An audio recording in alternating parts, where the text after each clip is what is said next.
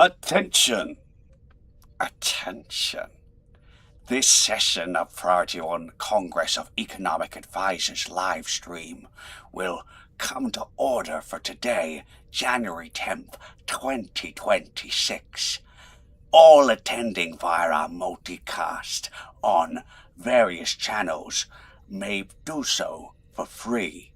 If you're attending in person, Quark's Bar, Instance 4, be sure to have paid the 50 Gold Press Platinum Strip admission fee, or face intimidation audit.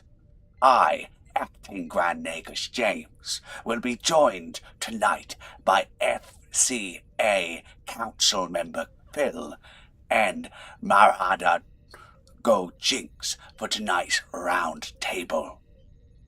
I hope you enjoyed my Ferengi voice there, guys. Hello, welcome. It is the first Priority One Armada live stream back in 2026. I am your host, James, and joining me today, as I said, are my co-hosts, Phil and Go Jinx. Guys, Happy New Year. Let's start with you, Phil. Phil, how are you doing? Did you have a good time off? I did. Thank you so much, James. Great Ferengi impression at the start of the show. I left my Ferengi teeth in the shop, so I am unable to participate. But Happy New Year to you and everybody. Doing great. Excellent. And over to you, Go Jinx. How are you doing? How was your time off? Quite enjoyable, thank you. And no, Lance, that wasn't your mom. That was James. However, that was a very good Ferengi, James. Very good job. Thank you. It's just you just gotta keep your teeth out wide and imagine you've got teeth. that's the Ferengi voice. Right. Let's shall we get on with the show today? So, the auction for agenda item slots is closed. Go Jinx, what is our business for tonight's session? First on the agenda is a general review of recent economic trends and potential revenue streams from the world of Star Trek Online. If you haven't made your way to Quark's Bar Instance Number 4, remember, 50 strips of gold pressed latinum for admission, negotiable only at Phaser Point. Following that, we will recognize the latest profitable activities of Priority One Armada members. I will remind all present, though, of the 190th rule of acquisition: hear all, trust nothing, except us, obviously. With the official agenda out of the way, we turn our attention to tonight's business opportunity. War is good for business, and tonight we'll be headed to the Badlands and all that is very well-paying activities. Your advisor must be level 60 to participate. Excellent.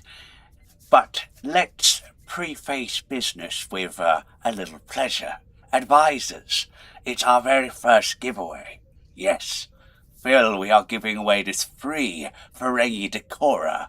Just type the word, and I need to make this, we have a new bot.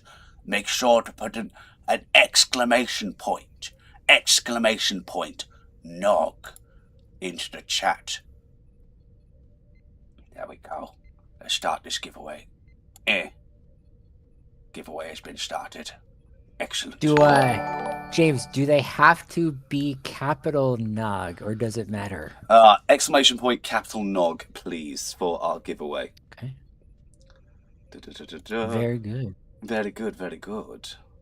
Did you also know a smart Ferengi always keeps their ears open? Stay in the know by joining the Priority One in-game chat channel.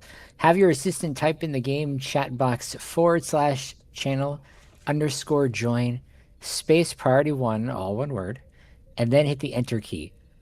Each message costs 2 strips of latinum per letter, so please make it count. Fantastic. Okay, we have a merch store, so come and check out our murder-themed goodies, from t-shirts to towels, cups and caps, even pillows can be yours if you follow the link on our website and Twitch page. Friends, Ferengi, businessmen, lend us your lobes. Join the Priority One Armada by signing up at PriorityOneArmada.com and paying the full schedules of fees and bribes, of course. With a full portfolio of both KDF and Federation fleets, we have plenty of profitable opportunities for all advisors, and we'd be remiss not to mention the special Priority One Armada Ferengi Alliance. Learn more at PriorityOneArmada.com. Fantastic. Right, just give me 1 second because we've got a glitch with the new bot. It's being uncooperative. But before we get started, a quick message for you all. Tonight we celebrate Ferengi Night, and also can we take a pause for a second to remember a certain someone, Aaron Eisenberg, during this week of his birthday. Though Nog, Aaron gave Star Trek one of its most meaningful journeys, showing us growth, courage, humor, and heart in a place people least expected it. He helped turn a Ferengi from comic relief into something more, and in doing so, left a legacy that still resonates with fans across the quadrant. Tonight, we laugh, we quote rules of acquisition, and we celebrate Ferengi culture. Above all, though, we celebrate Aaron and his memory is still with us. His impact still matters, and his star still shines. It's now time, like platinum, is highly limited quantity, and this place charges by the minute. Phil, tell us about the bonus marks event. I would be happy to. So from January 6th to January 13th, so we're in the middle of it right now, on all platforms, Star Trek Online is running a special event where captains can earn bonus marks by playing content throughout the game. During the event, content that provides marks, fleet, or reputation will reward a 50%, 1.5 bonus above all normal amounts. This bonus is available for all content that rewards marks. Start building your fleet projects and reputations today. Fantastic. I worked out how the bot works. There we go. I fixed it. So, guys, are you going to be taking part in this bonus marks event? We'll start with GoJinx. GoJinx, are you going to be taking part in the bonus marks event? Have been rarely, hadn't had a lot of chance to play during our vacation, but every time I have, since the 6th, I guess that would be Thursday. I think nice bonus marks during TFO Thursday. Mm-hmm. Right, what about you, Phil? You're going to take advantage of the event? Actually, yes, I have been. And you know what's a bummer? Unless I'm, it's too bad it doesn't work with the red alert. Because yeah, that's annoying because you think it would. yeah, and you do the Borg red alert. Spoiler for upcoming news items, but you can do the Borg red alert like super fast. And it's just a shame that it doesn't work like that. But yeah, I actually have been. I have a character I need some marks on, so I've been taking advantage of it. It came at a good time. Yeah, I did. Oh, look, the bot's doing its thing. Oh, that's so cool. It does like automatic updates. That's really cool. I like that. Okay, right. So, GoJinx, could you tell us about our next item that was sort of spoiled a little bit by Phil? But could you tell us about the Galaxy Ghost Red Alert event, please? The entire galaxy is going to red alert from January 6th at 8 to January 13th at 12 p.m. Pacific on PC. All of the red alert events will be returning at once, as the final frontier is caught in a massive invasion on all sides.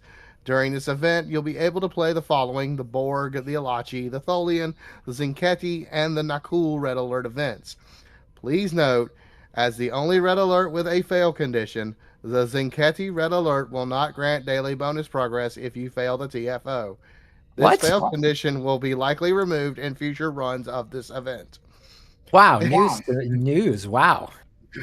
In addition to their usual rewards, these task force operations will also grant daily bonus progress.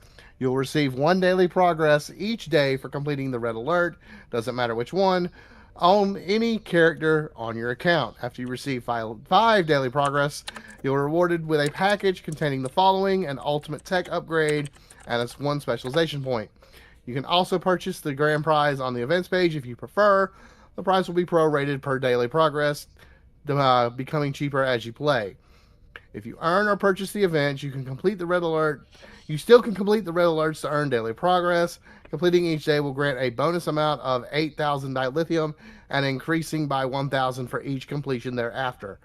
Task Force Operations, Red Alert Task Force Operations are available to captains of level 50 or higher. Head out and defend the galaxy, captains. Go to Red Alert. Is it bad that I've always wanted to just be able to do red alerts at any level? Because I'm just sort of like, I make a new character, I'm like, you know what? Red Alert event's on. I'd really like to level this character up in Red Alert. So, but nah, it's level 50 only. I'm like, dang it. I agree. I totally agree. Yeah, but hey, especially like since you can claim like tier 6 ships at, like level 1, like in the tutorial. Anyway, Phil, are you going to be have you taken advantage of this? Because this event's been alive for a little while now, actually. Yes. I always say this to people who do it. This is, if you're going to do anything, do this. The Borg one is super quick. You can do them fast. The rewards are nice, and I definitely think it's worth it. So are you a Borg or a Tholian Red Alerter? I'm a Borg one. I always started with that one. I always liked that one. So I'm a Borg guy. That's fine. What about you, Go Jinx? Have you been taking advantage of the a Red Alert event? That would be a negative. I will probably try when it comes to console, but I will be doing the Zinketti because I like to gamble. Okay. So you're not a Tholian or Borg user then? I'm a Borg Red Alerter. I can be. It depends. Borg's usually the first one to pop because everyone does it. But Zinketti has a fun of, hey, I might fail this. I do find that if you hit the Tholian one, if you hit both Borg and Tholian, I find Tholian seems to come up more because actually Tholian is slightly quicker, like seconds quicker. But anyway, moving on. Phil, can you please tell us about the new items that have been added to the Muds Market, please? Yes, I'd be happy to. Rainn Wilson added again, adding 3 new items to the market. The Voven Obelisk Carrier, the Herald Defiler Mace, and the Temporal Disorder Console will be available starting January 6th, so it's already live. And what's more, everything in Muds Market, except for bundles, will be 75% off from the 6th to January 13th. So we won't go into all the details about the ship. It's all on the website if you want to look at it. But, it comes with Commander Engineering Station, Commander Specialist Bridge Officer seat, Lieutenant Commander Engineering / Miracle Worker Specialist Bridge Officer seat. The console it comes with, Subspace Fracture Tunneling Field. It creates subspace fracture. The ship can tunnel towards the target, traversing a vast distance in what appears to be instantaneous movement due to the differences in space-time density between dimensions. Sounds very much like the Picard maneuver. Now that I'm hearing this, yeah, actually reading it, it's just a rehash, isn't it? Instant transmission. That's right. You're right. Console provides a substantial bonus, passive bonus to hull regeneration. If you equip the console at the same time as the omnidirectional anti-proton beam array, the Obelisk Subspace Rift Warp Core, or the reactivation anti-proton cascade emitter, it'll bestow additional benefits. And then when you reach level 5, you get the Starship Mastery trait called Reconstructive Conversion Wave. When you slot the trait, activating the hull healing bridge officer any ability or any command bridge officer ability causes your ship to emit a 5-kilometer wave of anti-proton damage. For each foe damaged by the wave, you and your pets will be granted a temporary heal over time effect that restores a small percentage of your max health while active. It can only be triggered every few seconds, and it can affect up to 12 of your nearest pets and yourself, but may be granted to any pet type. And it only triggers in combat. The mace, big honkin' mace. It's a massive energy-infused weapon that's been seen wielded by the Herald Defilers. The weight and power of the weapon requires using it with 2 hands. Melee critical hits with this weapon deal additional anti-proton damage with each hit and have a chance of pulling other nearby foes closer to you. There is a brief cooldown on the effect. And then finally, the Temporal Disorder Console, the Splinter of a Boreth Time Crystal, which they couldn't come up with a better name than time crystals, but located at the heart of this console, draws 4 duplicates of your vessel from different time streams. As they appear, they automatically move to defend their progenitor, taunting the enemies around them.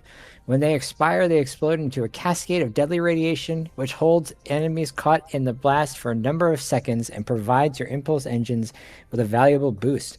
This technology can make your ship temporarily immune to all damage by causing a massive tachyon surge that causes your ship to briefly flicker in the space-time continuum. The effect is triggered when your ship's hull capacity drops below half and can occur only once every minute. So interestingly enough, that these two items here, the Obelisk Carrier and the Temporal Discorder, are both really, really powerful in space PvP. Obviously, Temporal Discorder is really powerful because you have that 1 minute immunity.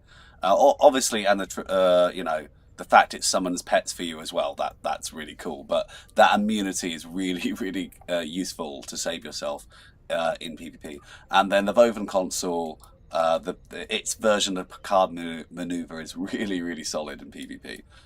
So if you do like PvP and you missed out on the events for these, this is the time to pick these ships up. These ships are really powerful. Also, if you haven't already, an Andaran Defender is really cheap at the moment. This is a really powerful ship for PvP and PvE content. You can grind with it. You can complete events and go make yourself a cup of tea at the same time. It's powerful, and of course, the most powerful item in Mud's Market, we have to agree, is of course the Sylvia's feline charm. The ability to turn yourself into a cat could never be cheaper. It's 2,000 at the moment.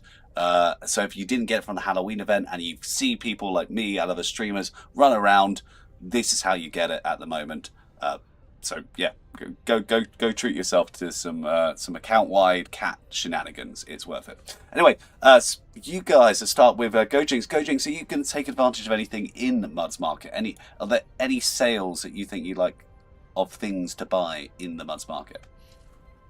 Of the new items, I think I've got everything that that's available, but I don't have the cat charm. So when this comes to Xbox, I may be picking up the charm. Yeah, I'm not gonna lie, I don't have it on Xbox, so I'm sort of saving up my my Zen on Xbox at the moment for Cat Charm as soon as it drops, because it is very frustrating not having it. Same question, Phil. Is there anything in Mud's Market you're looking to pick up from the sale?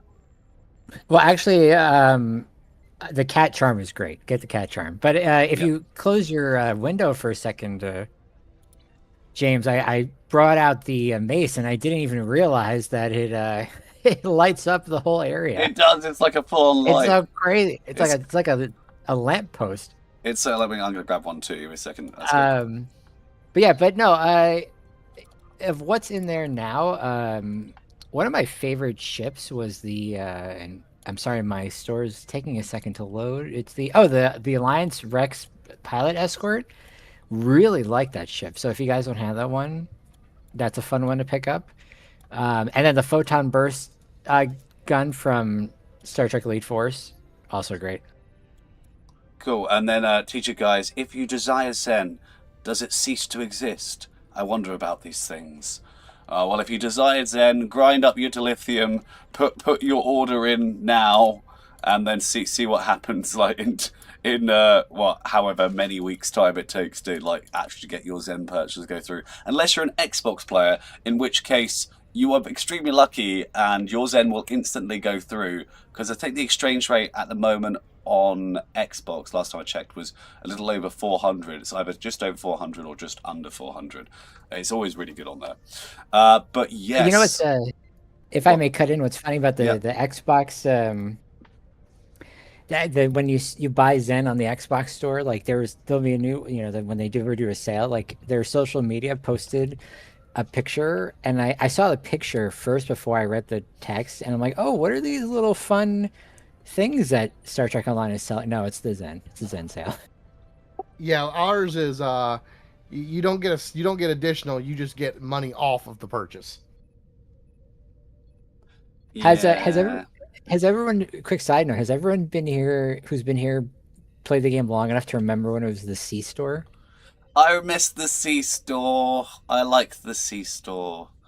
I remember logging on when Stowe first went free to play and seeing like the NX Enterprise, the tier 1 NX Enterprise and the tier 1 original series Connie, and just looking at them like, wow, 200 Zen, what is this? And then being like, I'm poor, I can't afford that, I'm a small child. But yes. Anyway, enough member berries, everyone. I think it's time that we shall we announce the winner of our first giveaway? What do you guys think? Shall we see if we can get the bot to work? Let's try it. Yeah, do it. Okay, so we've got. Look at this. It actually tells me. It says that the giveaway's been only on for 16 minutes. Okay, I'll tell you what. We'll give it another. This is so cool. I'm going to give it another 15 minutes. So you have another 15 minutes to enter the giveaway, guys, and then I'm going to draw those numbers. Okay, but that's so cool, and it tells me everyone that's entered. I like this one way better than the old one. Okay, I've changed my mind. I like it. Right, Phil. Continue on the news. Can you please tell me about the Gamma Quadrant Needs You event, please? I would love to. So from January 13th to February 3rd on PC, new Dominion captains will be known as Gamma Recruits, and they will be bred with the knowledge and capability needed to defeat this threat, save the Dominion, and ensure its future dominance over the Gamma Quadrant.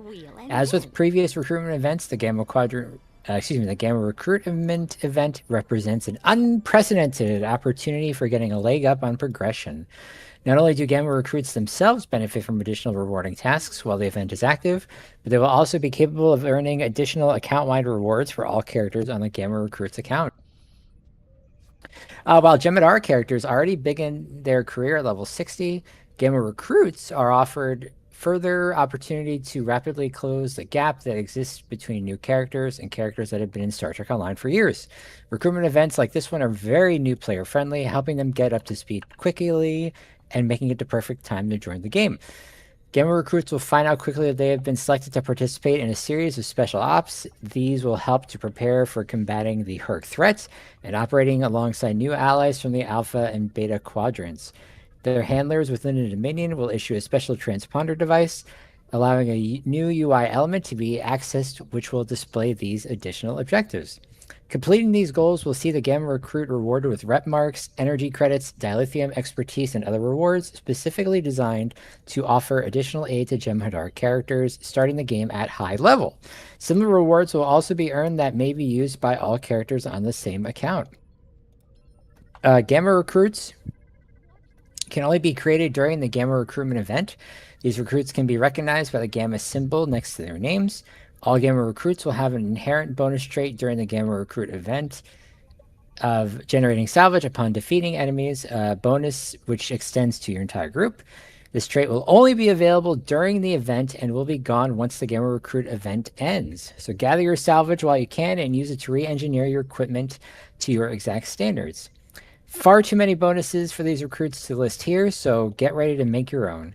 And by the way, from January 13th to 17th, Star Trek Online is also helping you save on the tools you need for your new Dominion captains, as anything Jem'Hadar related in the Zen store will be 25% off.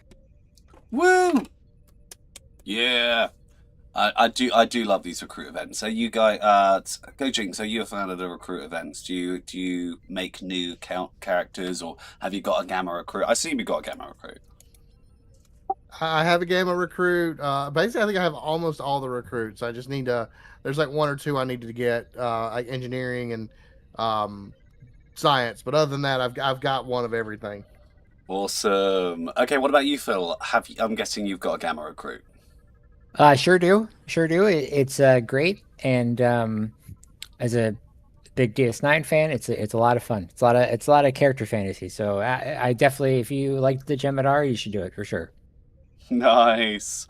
Okay, let's continue on. Gojinx, can you please tell me about the Xbox Armada news / console news, please? Star Trek Online is launching the Admiralty bonus event for console from January 6th at 8 a.m. to January 13th at 12 p.m. on Xbox and PlayStation. Your Admiralty missions will give out bonus rewards. During the special event, you'll find that all of your assignments give out extra campaign XP, allowing for faster progression, no matter whose missions you're completing. Get in good with the Ferengi, serve the Federation or the Klingon Empire, or help rebuild the Romulan Republic. In addition, all Tour of Duty missions will award bonus dilithium ore during this event. From January 8th at 8 a.m. to January 13th at 12 p.m., the Star Trek Online lifetime subscription will be 50% off for console players. Then from January 13th at 12 to February 15th at 12, The subscriptions will still be on sale, bringing the price down by $100 to $199.99. Enjoy all the rewards that come with a lifetime subscriber on console, except the Zen stipend. With exclusive species unlocks like the Talaxian, instant access to all lifetime rewards to priority login. There are dozens of reasons to become a lifetime subscriber today, but you don't get the Zen stipend. No, that's like the. I didn't know we got priority login. I've had.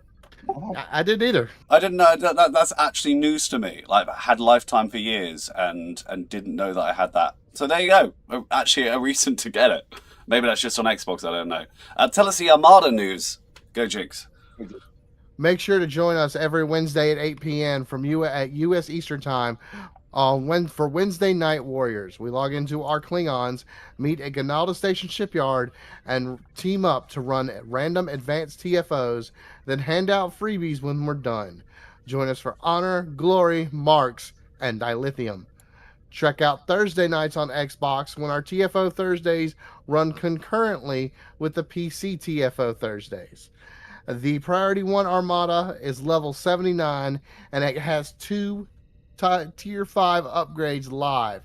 The Upgrade Renewable Energy Source 5 project just needs 46,000 colony battery provisions to go on cooldown. On the Starbase, Upgrade Communications Array only needs 200,000 in dilithium deal donations to go on cooldown. Level 81 is within reach soon. The House of Moog, also level 79, and if we focus on the Colony World and Starbase, we should have 2 Tier 5 upgrades available in roughly 60 days. The Ferengi Alliance is level 58, and it has the upgrade K13 2 upgrade slotted. It needs 540,000 in dilithium to go on cooldown. The Gorn Hegemony, level 37, has 2 upgrades slotted, one for K13 and the other for the Spire. K13 needs engineering DOS, and both of them need dilithium. The Klingon High Council currently has 4 upgrades active, all requiring dilithium. If we can get those completed, we'll have upgraded to level 41 in just about a year. If you're interested in joining any of the specialist fleets, you can submit your application on the Priority 1 Armada website today. Those fleets offer 25% reduced requirements for all promotions, as well as instant access to all fleet stores. Fantastic. Okay. Well, we're going to move on. Oh, well done, everyone, on console, basically. We're going to move on to the Xbox from the Xbox Armada news. We're moving on to the PC Armada news. So pretty cool going on over here. So, first of all, returning this Monday is, of course, Trekking Out the News, the new show where I gather all the latest Star Trek headlines, put them all in video format, and then pump it out to the world. This will be dropping on Monday. Sometimes it airs on Tuesday if there's a bad editing day or a run out of time, but usually it will be on the Monday. So yes, join in for the latest Trekking Out News episode. Also returning this Monday is, of course, Accolade Hunter. Join myself, Mark, sometimes Nova, and also sometimes a special guest as well. We search high and low for accolades, complete challenges, hang out with you guys, and it is 8 p.m. GMT. Returning, of course, this Thursday is TFO Thursday. Join us at 8 p.m. EST, where we team up with you guys to earn marks, EC, and most importantly, dilithium. And if you're a member of any of our fleets, you can simply head to your fleet window, go to the events, and you can see all the events in your time zones. For example, you can see TFO Thursday for me is 1 o'clock in the morning. So I don't go to them very often, but when I do, I have a lot of fun. If you're a member of any of our fleets, I've already said that, that's fine. This is a big one. Drum roll, please, guys.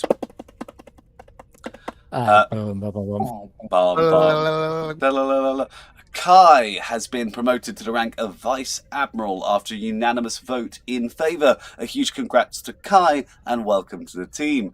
We shall see you in the next month's meeting. If you think you've got what it takes to join the senior staff too, like Kai, who, congratulations by the way, feel free to submit an application on our website or Discord once you reach the rank of captain in any of our fleets. Or for more chances, join the Junior Officer Program, and help us run weekly events like TFO Thursday.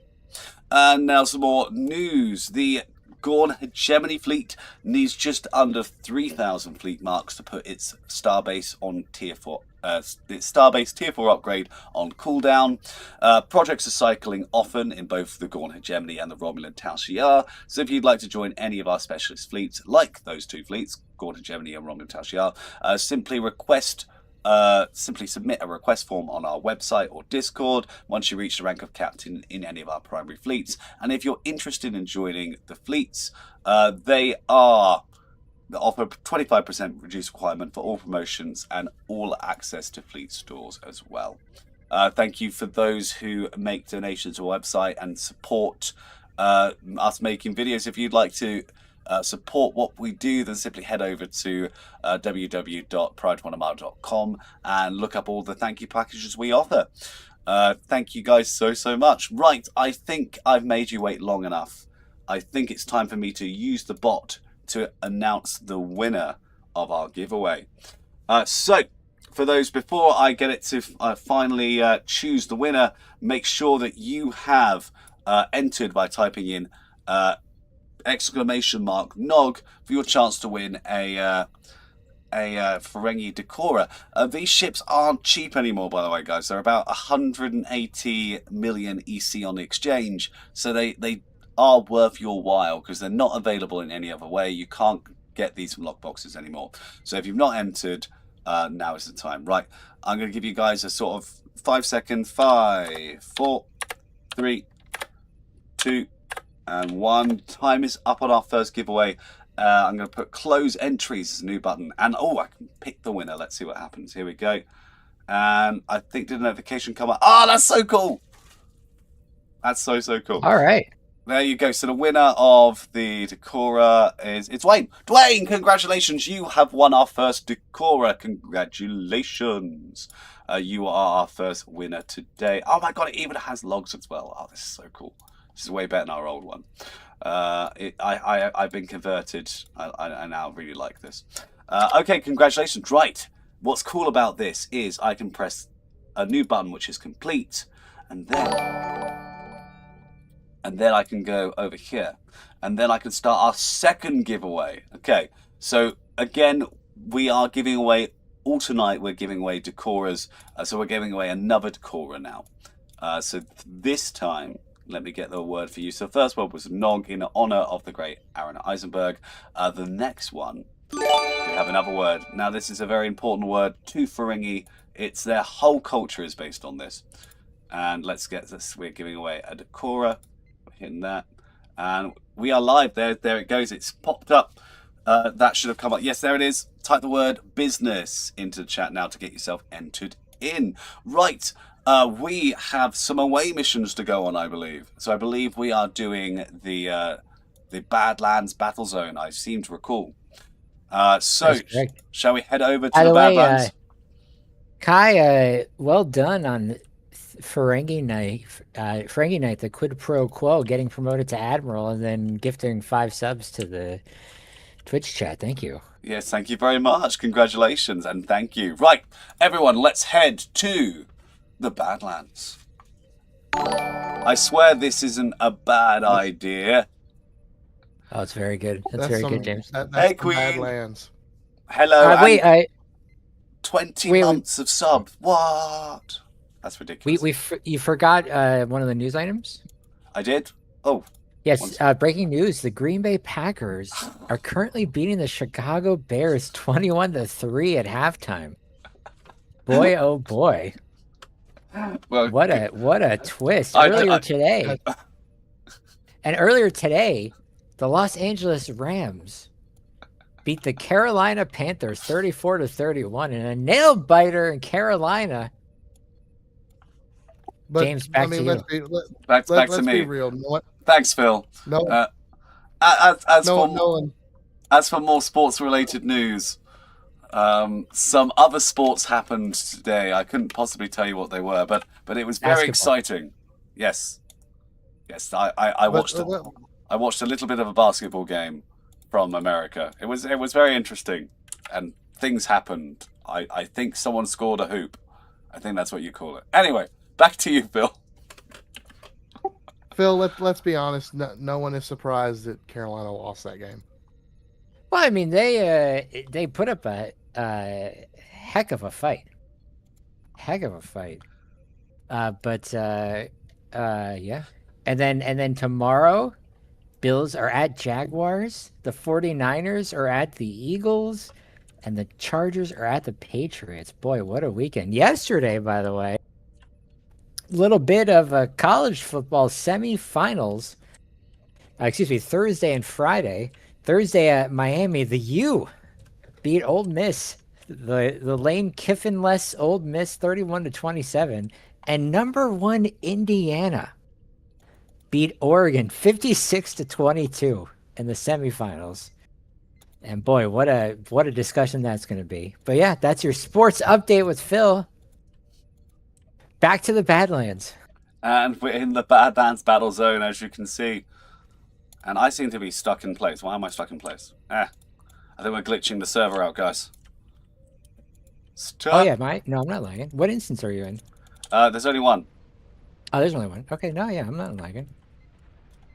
By the way, I know you were your first time, but basketball is actually quite popular in Europe. Oh, is it? There's quite a few European players who play in the NBA in America. Oh, that's interesting. See, I did, obviously, at school I did play a bit of basketball, a little bit. I was terrible at it, but I was terrible at all sports, so that's not surprising, to be fair. But no, it was all right. Like I said, I barely saw any of it. It was sort of the person next to me at the sits I was at today was watching it, and I was like, oh, that's interesting. And he was like, oh, do you follow basketball? I was like, no, it's just I have a friend that tells me all about the sports from America, and I struggle to follow it, but it was interesting. Though Go ahead. No. I was saying, please. I was saying I did have a sushi dog for the first time today.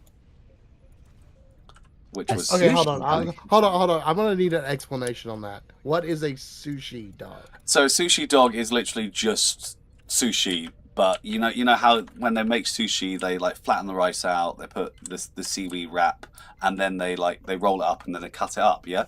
So a sushi dog is simply they don't cut it up and they just give you that full roll that they've made. So I got myself today a katsu sushi dog, which was basically a chicken katsu curry inside a sushi wrap. It was amazing, and it was like 8 quid, and then it came with a drink, so it was a tenner. But you know what? It wasn't bad for the price, and I generally felt full up as well. And I was like, you know what? This is actually not bad value at all. Oh, nice. So I'm going to tell you what went through my head when you said sushi dog is basically what you described. You know, a roll of sushi that's not chopped up inside of a hot dog bun. Yeah. Okay. Yeah. No. I don't think that would work. No. Certainly not. You know, too much. When you said that, I thought you were going to say that you got this sushi dog at a sporting event. I did. That's the type of stuff you would see at a sporting event. No, I didn't get it at a sporting event. I got it at the Bishopsgate Institute. Yes, because we do like to have posh names here in the UK. Can't just be called Bishopsgate. No, it's got to be called the Bishopsgate Institute. What is the Institute of? It's basically a museum. It's really nice, but we did a big concert there today. It was really cool. Nice. But I tell you what was really cool about today. So we were, basically what SITS is, you get a load of musicians, you get a load of singers all in one room, and you sing a show in a day, which is really cool. Anyway, so I was just minding my own business, just casually singing, and this guy in the bass section looked super familiar, and you know when you can see someone's face, you're like, I know that person. I don't know where I know them from, but I know them. Anyway, so long story short, I was getting to the point, and I sort of had a feeling that he reminded me of one of the YouTubers I used to watch when I was a kid. like one of the really early YouTubers, like sort of like. So I used to watch shows like Tomska, who was a big YouTuber back in the day, and some people in chat might know. And he had a load of people that would always join his videos, like Dan and just a load of other people. Anyway, and I recognized his face from the Tomska videos, and I was like, there's no way it's him. Anyway, so, but I just kept looking at him. I'm like, no, I need to ask. Anyway, so I came up with this clever, genius plan to talk to the guy. So what I did was I went up and was like, hey, I'm James. I just went up and said, hey, I'm James. It's nice to meet you. He was like, oh, I'm Dan. It's nice to meet you. And I'm like, Dan. I'm getting a step closer. You are Dan. I need to ask more questions.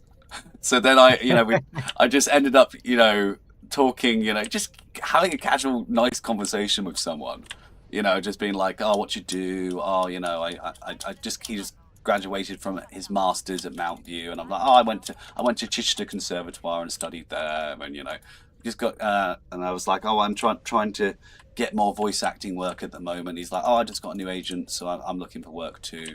And I was like, I record for a small sort of social media YouTube company, and making sure to get the keyword YouTube into the conversation. And he's like, oh, you're a YouTuber, you have a YouTube. I was like, oh, it's just a small channel. And he's like, so well, what do you do? He says, oh, I'm a YouTuber. I'm like, yes, come on, give it to me. And he said, so yeah, I don't know if you would have watched it, but I'm like old school YouTube, like back. And I was like, did you work with Tomska? And he was like, yeah. And it's like, oh my god, you're that Dan. And he was like, yeah, I'm that Dan. And it was like, it was like proper fanboy moment, because obviously I go to, for those that don't know, Tomska's like a really big UK YouTuber, and I used to, when I was a kid, always go see him at Comic-Con. He still goes to Comic-Con all the time. I don't really go see him as much, but I used to always go get his merch and stuff like that. And it was just like randomly walking into someone, and just singing in a concert with someone who, from my perspective as a kid, like is famous. Obviously he's not as famous as some people I've met before, but it's from my perspective as a kid who watched all his videos, it was like starstruck. It's Tomska.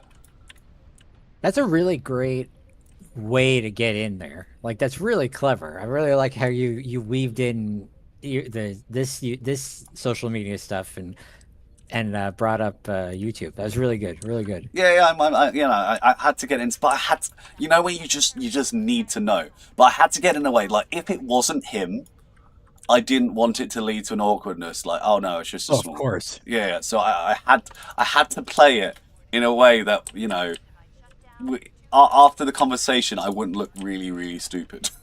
that was my main aim. Like, how do I get out of this situation without just coming out like an idiot? Totally basically. Blowing it. Totally blowing it. I had to be tactful.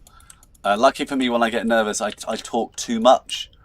As I think a lot of you know from the streams, I tend to talk ridiculous amounts. Especially when I have nothing to talk about really, so I just say words, just to keep you guys entertained and engaged. So yeah, luckily in the real world, that does seem to sometimes pay off for me. But yeah, it was so cool. It was so cool. Like, and I was like, I know this seems like really weird because we're both just singing in the chorus, but can I get a picture with you? Because I was like, I need to send this to my friend Ben. He's not going to believe it. So Did he do it? Yeah. Because nice. Like I said, we were in the chorus together, and that what was even more funnier is just after I said that, my friend Lyra came over, who we've sung a few duets together in previous sits, and she was like, "Oh, hey James, I see you've met my friend Dan," and we went to Mount View together, and I was just like, my friend knows your friend, and then suddenly he was like, "Oh, you know Lyra," and I was like, "Yes." This is all good. Everything is good. I'm not having a fan explosion moment. I met. Oh, who's that? I met Ivan Sonodas in an elevator at a hotel while drunk, and also made a fool of myself. There's a pattern there. Well, don't make a fool of yourself. That's foolish. Ba-dum-dum. See, you should have told that guy that joke. Punk royalty. Oh, that's Yeah. cool. Oh, I wasn't going to tell him that joke. Gosh. When my my wife tends to. I'm fortunate enough to not freeze around celebrities, but Yeah. my wife is a total icicle when she meets someone. So at the local Comic-Con, we were there in August of this past year, and Henry Winkler was there, the Fonz. Oh, that's so cool. And super nice guy. And she wanted to get she had a picture with him from a different event, and she wanted to get his book signed. And like Aw. as soon as we walk in, he's like right there, and there's no one at his table, super empty. I'm like, Jen, this is it. We gotta like get the book out. Go. There's no one there. Let's get in line. So we go up to him, and she's just like, "You're great." Like she's got nothing. And I'm like, and I told him like, "Hey, I'm a huge MacGyver fan because the MacGyver TV show, he was an executive producer on, or he Oh, was I like did not know that. That's the cool. yeah, he was the executive producer." And I told him I love MacGyver, love Richard Dean Anderson, just loved the show, and really loved your work on it. He guest starred in an episode, and he said, that's the first show I ever produced. He's like, "Thank you." I'm like, "You're welcome." And so we get the book signed, get the picture signed, and we walk away, and she's like, "You're so good at that." She's like, "I just need to think of like facts to." She's like, "You just think of stuff you know about people." Now, granted, if it's someone I don't know anything about, I'm like I know you're famous, but I know nothing about you. But people I know stuff, like you just gotta like spit something out, say thanks for everything, and then get out of there. So I've got two stories I want to tell now. So one is for those that don't know, Sarah, my partner, she is obsessed with Baldur's Gate 3. So for her birthday, I took her to MCM Comic Con because her favorite character in Baldur's Gate 3 is a character called Astarion, who's a vampire, and he is played by Neil Newborn, sorry, who is obviously a voice actor and mocap artist. And so I took Sarah to meet him, and we were waiting in line. She was ready, and she got really, really nervous in the line. And I was like, "You're fine, you're fine." And then we finally got to Neil, and we got a little bit rushed because like everyone else had card, but we had cash. And they were like, "Oh, you've got cash? Come to the front, come to the front." And then Sarah was like, just froze, like, So we got up to Neil, and it's like Neil started talking, like, how are you guys? And I was like, "Oh, good. I basically explained that I'm a studying to be a voice actor, and I just got my mocap show reel and stuff like that, and that's really, really cool." And I said, "But we're really here for my partner Sarah. This is for her." And then I sort of gestured to Sarah, and she sort of stared like, and I'm like, "Sarah, say something." And bless Neil Newborn, he literally sort of smiled like, you okay? And then he sort of said, like, come on. So they, because Sarah bought a selfie as well, so he sort of took her, gave her a little hug, and then sort of he told her a joke, and she just flat out just started bursting out laughing. and she just couldn't control it. It was really, really funny. So Nice. that was really nice. My second story. For those that don't know, I went to the BAFTAs winter event here in the UK. So obviously in the UK we have awards called the BAFTAs. They're run by a group called the BAFTAs. It's sort of like the SAG of here. It's another one of those film guilds sort of thing. So my friend who works on, who actually just worked on the game, and the game just came out called Ready or Not. It just came out. She's a lighting sort of expert for Unreal Engine, and she invited me and Sarah to the BAFTAs. Unfortunately, she could only get 2 tickets in the end, so it just ended up being me and Maria that went. But while I was there, I was just I'm like, I can't stop talking, and so I had a group of people sort of just come stand by me. And we just had a nice chat. There was free alcohol, so I had a couple of glasses of champagne, and just casually talking. Anyway, so I sort of spoke. This random woman I was talking to her, and she was going on, I was just talking about how I wanted to be a voice actor, and that I just got my mocap showreel done. Same stuff I was basically talking to Neil about in the last story. Anyway, so I was like, well, I've played Halo back when I was a kid, and I always wanted to just be the random guy in the background that died, and I just sort of told her that story, pretty normal. Anyway, long story short, we start sort of walking around together, because at these socials it can be quite scary, because there's lots of people like producers and directors and executive producers, all of this thing. So I was casually walking around, and we go talk to this other group, and she's with me, Adriana's with me, and we're just sort of walking around, and then she casually drops into a conversation. Oh yeah, so oh yeah,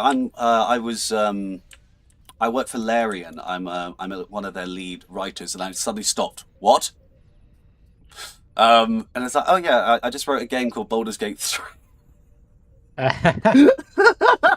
So here I was, drinking champagne and just casually having pleasant conversations with one of the lead senior writers on Baldur's Gate 3 and the new Divinity game. You sent me a DM. Oh, what's a DM? Wow, that's really funny. When you started that story and you mentioned that you played Halo and you wanted to be one of the background guys, I thought the story was going to be, and yeah, it turns out she was Cortana. I would have been like, whoa. Honestly, I thought he was going that way too. No, it wasn't Jen Taylor. I've met Jen Taylor. That would have been amazing though. That wasn't my story. But to be fair, I did tell the Neil Newborn Baldur's Gate 3 story first. That was my link. That was my link to those two stories together. There you go. But no, it was so cool. But before I realized that, I was like, do you want to? I really like D&D. Do you want to come join me, my friend, for some D&D? She was like, yeah, right.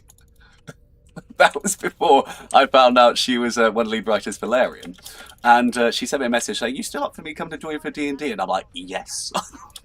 you are. Oh my god! Did you guys play?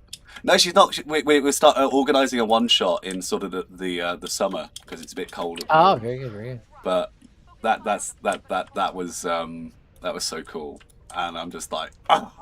It's just like, it's not what you know, it's who you know. So I'm just like, hopefully my voice acting career will start taking off, and you'll start hearing me dying in the background of some video games. But we'll see what happens, won't we? But that was just so cool. My only cool celebrity story is I went to Grand Prix Atlanta back in 2017 for Magic the Gathering. Nice. And they had the artist John Avon, who is infamous for his art on the land cards for Magic, and I had a massive amount. They would only let you get 10 signed per person, so me and the person I went with, we each had 10, and he's signing them, and he looks at one the first one I hand him, and he looks at his I guess his handler or his agent, and he's like, "Can I tell him?" And his agent's like, "I don't care." And so John looks at me and he goes, "If you like these land cards, wait till next year." And I'm like, "You can't tease me like that, man. Come on." And he's like, "No, you just gotta wait. You just gotta wait." And a year later, they came out with some of the best looking land arts he had ever done to that point. And wow. I ended up buying a full set. But yes, that's my cool celebrity story. Well, as a Magic the Gathering fan, are you excited about a certain 60th anniversary set that is coming out this year? I'm tempering my expectations because it is an unset. This is a Universes Beyond. So it's a set that they're basing off of Star Trek, and they're trying to work it into the framework of Magic. So I'm waiting to see what they do with it. I'm excited for the brand to be there, but I'm worried that the set's not going to translate well into the Magic world. Oh, that's fair enough. I do understand. Wait, so the set already exists? So it's November of this year. They're going to release Magic the Gathering, Star Trek, Universes Beyond. And Universes Beyond is Beyond? Question mark. Well, it's so Magic has two sets. They have their in-world set where they've been doing since like 97, 98, where it's this in-universe story that of all these characters that they created up to a certain point. And then they have Universes Beyond, where they take rights from other groups like Star Trek, Teenage Mutant Ninja Turtles, Would Marvel that be Comics, the Final Fantasy set? Final Fantasy set, and Okay. they make cards to incorporate that to work in the Magic world, but it's not part of their core story. So they call it Magic the Gathering Universes Beyond. That makes sense. I do. They should be legal, as P-Cube's asking. Yes, they're legal cards. They're tournament legal because they are an official set. They'll actually run in standard. They're legal in Commander, as Spud said. But it's one of those things where it's just offshoots, so they can work other properties and get maybe people who don't normally play Magic to go, hey, I like that franchise, and there's something that's got it on it. Let me buy that. I really What's want that? them. I got Sorry. a binder full of Final Fantasy Magic cards in my closet. Like, I don't have any other Magic cards. Yeah, I And so want to buy the Star Trek ones. See, they accomplished their goal there, Phil. They got you to buy Magic cards. You've never played Magic. You probably don't know how to play Magic, but you bought them because they said Final Fantasy on them. Well, that is only partially true. I've only played Magic in person like less than 5 times, but I play on the Magic the Gathering app. I've played that quite a bit. Yeah, Arena's good. I've played Arena myself, and oh yeah, Spud wants to flex that he at one point pulled a $600 card from the Final Fantasy set. Oh, there you go. Can I flex? Am I allowed to flex on something? One Flex, sec. you're the host. Flex all you want. Right. I'm just gonna flex with this. Are you literally flexing? Oh no, you're getting something. So Oh wow, yeah. this is my little Type 15 Lego shuttle, because for Christmas I got the Lego Enterprise D, and we pre-ordered it on Black Friday, so I got, of course, the shuttle as well, which is absolutely like these things are like you can't get them anymore. I think the shuttle itself is like £100 now, like just for the shuttle. So I am very lucky that I managed to get one, because they sold out pretty much like straight away. They were gone, and so I was very lucky for that. So, Cube, to answer your question, they will probably come out with 1 to 2 Commander decks in the Star Trek set. If they're smart, they'll do 2. They'll do 1 for Federation and 1 for Klingon. I'd like that. I probably will buy those. I don't know if I'll buy like a box of the set, because obviously just before the stream I told everyone what I've ordered for my 30th birthday. For those that don't know, I'm turning 30 in May. So I'm actually quite excited. It seems silly, but I'm just like actually genuinely excited to turn 30. Anyway, so for my 30th birthday, I said to my partner, said to Sarah, I would love to open. I've opened packs of Yu-Gi-Oh cards before, and every now and then, I'll get a booster box, which is like 24 packs, right? But I have never opened a booster case before, and that is where you get 12 booster boxes in a crate. Obviously it's what gets shipped to the stores, and they sell the cards from, basically. And yes, Sarah and I have ordered that for my 30th birthday. So my 30th birthday present is technically 12 boxes of 24 packs of Yu-Gi-Oh cards. Will I get any? Oh, sorry, you go. Do you play, or do you just collect, or both? No, I play and collect. So Nice. this is really just going to be a load of fun for me.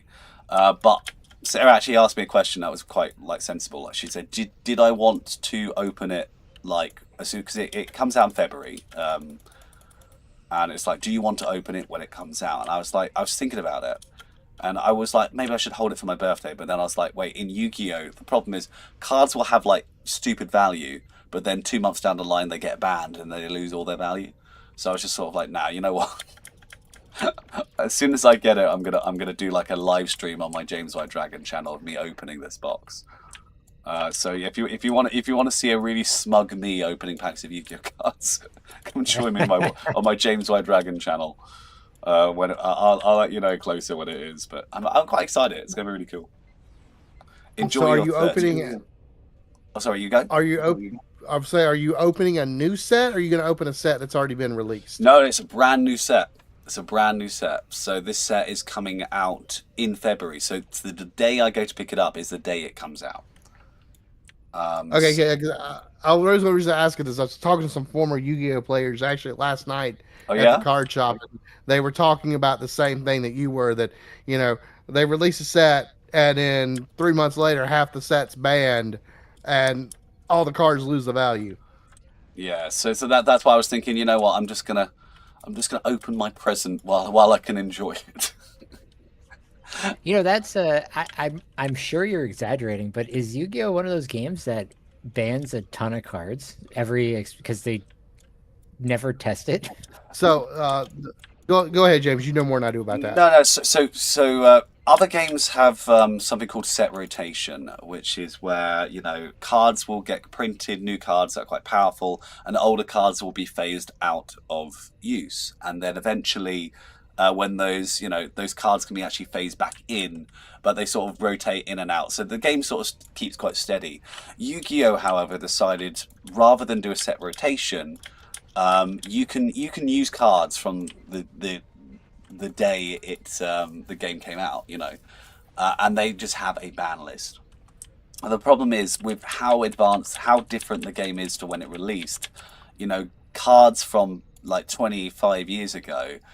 Do nothing in the current game, which means and Yu-Gi-Oh doesn't really have other formats, but luckily Konami is embracing something called GOAT, which is where you can play with cards from like 2000s, 2005, like 2000 to 2005, which is quite fun. I played that, but the game itself, they have a huge ban list of cards, and essentially, a card could be really, really terrible.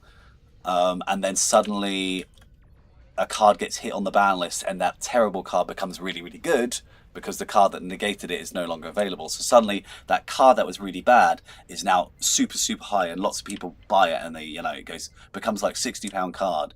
And then the next list, because that card became so good and prevalent, because everyone wanted it because it was non-negated, that card gets hit on the ban list. And then people have spent like £60 on a card that they can no longer use. Because obviously Yu-Gi-Oh doesn't have different formats and things like that, so it is in some ways a problem, and in other ways, I suppose not a problem. Five Below has stupid cheap. Five Below. What, I should order them from there. You know what that means, James? What was that? It's the heart of the cards. It is the heart of the cards. It is indeed. Heart of the cards. It is indeed. I appreciate you, Phil. Thank you. So to kind of explain that, Magic actually has like multiple formats, and there's standard, vintage, legacy, modern. Standard is usually a year and a half, and it rotates out, and then it's legal in other formats, so cards can maintain their value.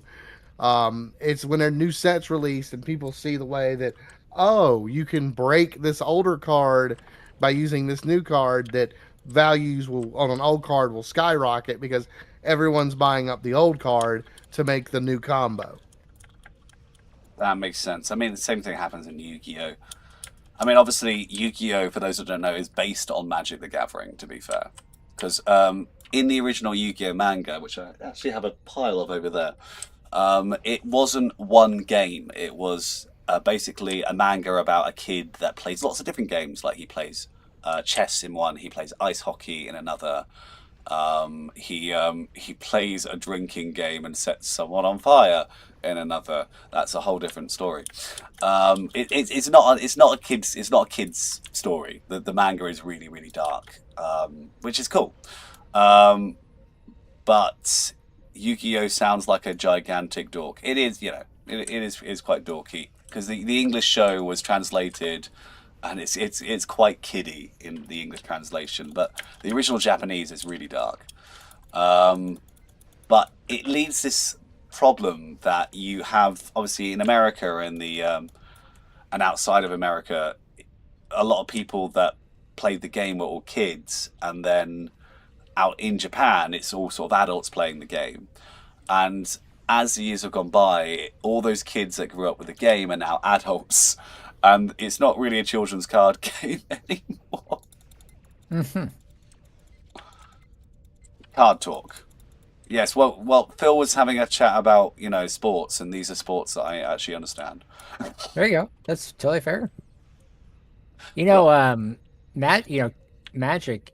I have a commander deck singular, and I'm like, how do you shuffle 100 cards? Like, that's what I don't like about Magic. Like, it's too many friggin' cards in a deck. Like, what am I gonna?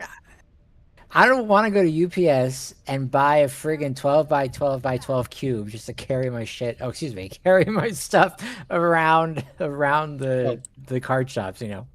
So I actually have a bag that I bought. It carries about 12 decks. And the way I shuffle the commanders is I shuffle half of it, and then I shuffle the other half of it, and then I just kind of shove the two halves together. And that's how you shuffle a commander deck. Okay, that's fair. That's fair. Yes, I am, Brent. I like Star Trek. That is like, how am I not a nerd? I mean, we're all nerds here. Come on. Are we all nerds because we like Star Trek? Like when did being a Star Trek fan not add equal nerdy? Oh, go ahead. No, I was gonna say to veer slightly for a second.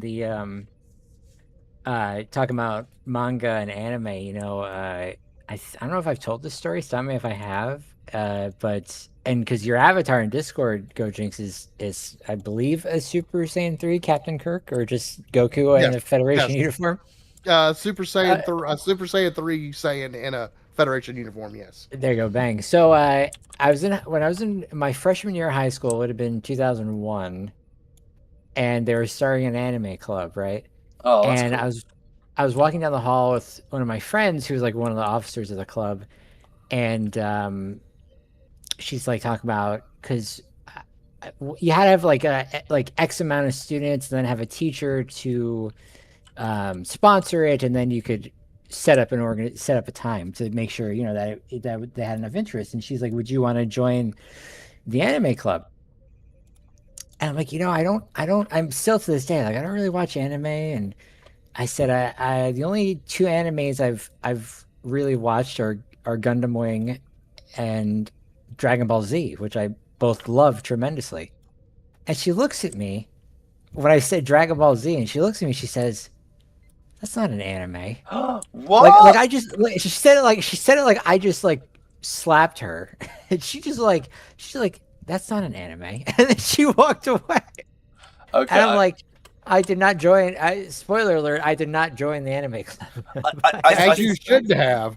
I think that obviously there were American cartoons like Avatar: Last Airbender, which I do love, which isn't an anime. I think since then we have sort of, because we sort of changed the definition. Dragon Ball Z though has always been very much an anime. So I don't know. Dragon Ball Z was the anime. It was the one that started the anime invasion. Toonami had Dragon Ball Z and Gundam Wing in the afternoon, and in the morning, before I would get on the bus to go to middle school, it was Sailor Moon and Dragon Ball Z. So those are my three: Sailor Moon, Dragon Ball Z, Gundam Wing, and that's it. I don't quite understand where she was coming. Like, what was she? Was she? Well, we were all young teenagers too. So that's probably also. No, that's true. But I could have not I could have insulted her, and she would not have responded as harshly as she did when I said Yeah. Dragon Ball Z. Oh, Well, Pokemon, yes, Dwayne's right. Pokemon, yeah. What do you think she just because me and Sarah are watching a lot of something called shoujo at the moment. Obviously things like Dragon Ball Z are shoujin, shonen, which are like for sort of teenage boys. Yu-Gi-Oh shonen.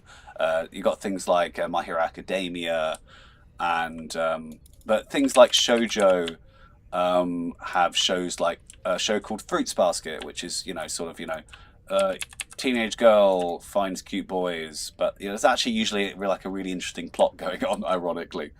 So Sarah really likes things like that. Obviously, that's I think Sailor Moon was shoujo as well. I think it's in that category.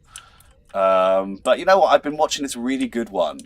It's called My Happy Marriage, which is like I wasn't sure about it at first. Like Sarah's like put it on, and it was like typical show. It's basically started with Cinderella. She was getting mistreated by her stepsister and her stepmom, and her dad was being mean to her and stuff like that, and she was being treated like a servant. And then she gets basically married off to this army guy, and I'm like, okay, I'm intrigued. Anyway, he starts being like typical army guy, barking orders and stuff like that. But then he starts to realize that she's like really timid and doesn't argue back, just does everything he says, and he starts like, why are you doing everything I say? Basically he's deliberately doesn't want to get married, so he's pushing everyone away, and this girl just sort of does everything, and he starts feeling sorry for her. So then, just long story short, they fall in love, obviously. But the kicker with the story is that they all have superpowers, I can't describe. Like he shoots like lightning and fire from his hand and stuff like that. And he's basically leading of this X-Men unit in the military. And it's actually general, and it's she doesn't have any. The reason she's so low status is because she doesn't have any powers. But long story short, she has powers, and they're ridiculously overpowered because that's just how it goes. But she has powers. She's like a spirit medic for like the spirit world.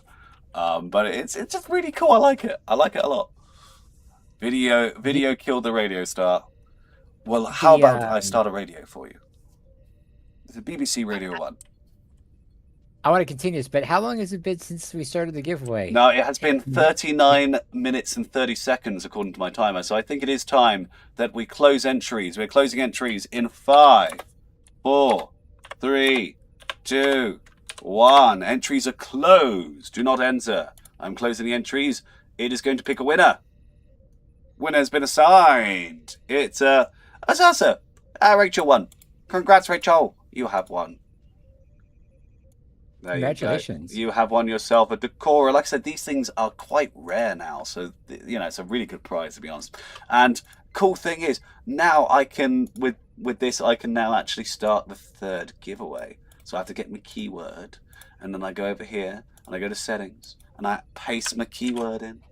Then I save it. Then I go back to profiles. And I go to giveaways, and then I need to complete the giveaway. That's done, and then I go here, and then did that do it right? Yeah. It's the last. There you go, and the last word is profit. God, this new bot is so good. I like it. I really like this new bot actually a lot. It's a lot simpler than the old bot we had, and it keeps posting updates. I don't have to manually post the updates like with the old one. Oh, I love it. It's so good. Call me impressed.